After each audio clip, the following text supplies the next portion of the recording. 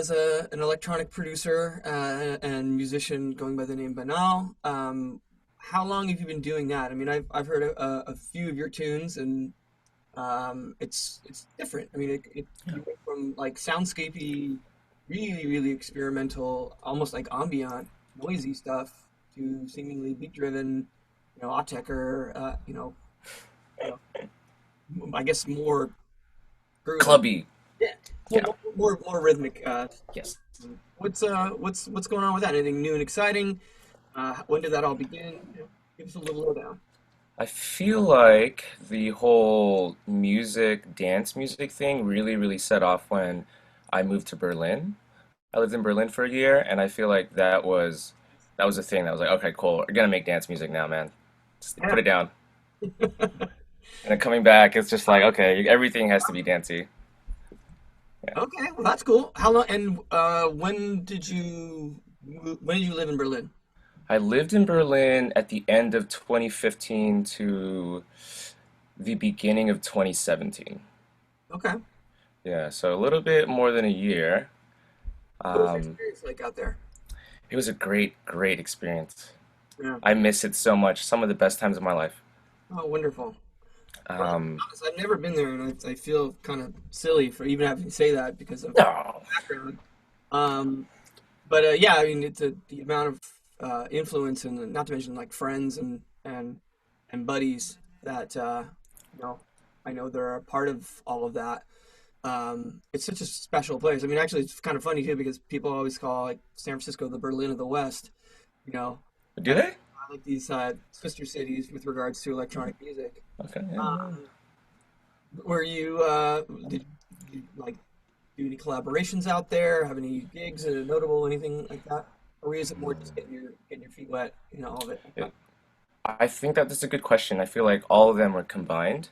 Um, definitely played like one or two shows, three shows out there, but I think the most memorable one was my mentor who helped bring me there. Met this guy on the internet. He's old school, you know. This guy was one of the dudes that brought techno and house into Southwest Germany. He goes by the name D Man. He's really good friends with Move D. Oh, great. Um, All right. and yeah, I don't know. Yeah, a lot of people don't know this guy, but he's on the level of like Move D. They're like legends for sure. But Indeed. he, The best local performances I've seen, like in clubs in San Francisco has been him, especially when he's done that stuff with Jonah Sharp. yeah. Oh my God, God bless Jonas Sharp. I love that man. Great. Great music. Space Time Continuum.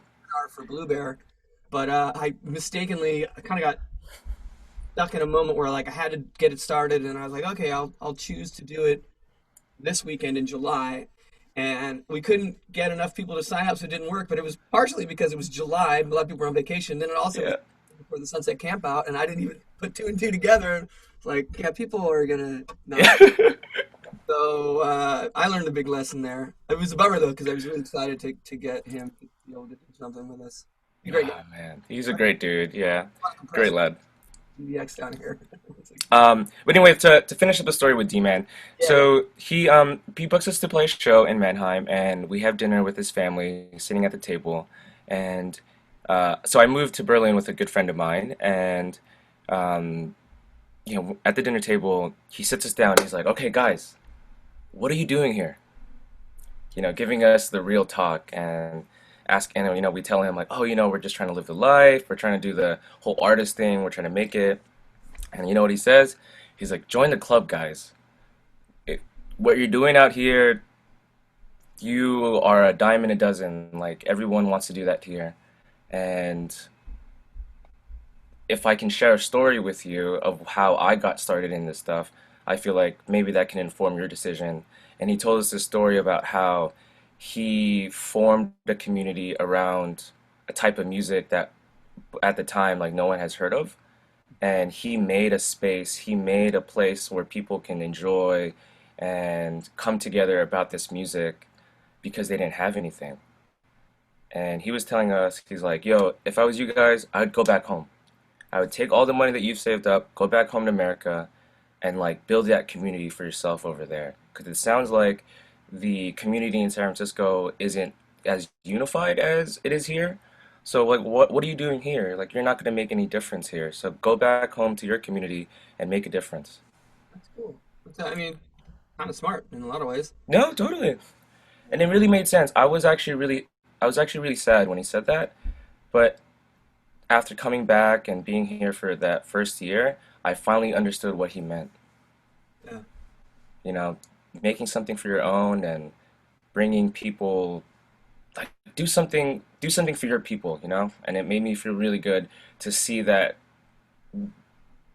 you know, looking back at it now and doing the parties that I've done and having the friends that I have here in the music scene, I'm yeah. like, yes, I listened to him and I feel really good that we could come back home.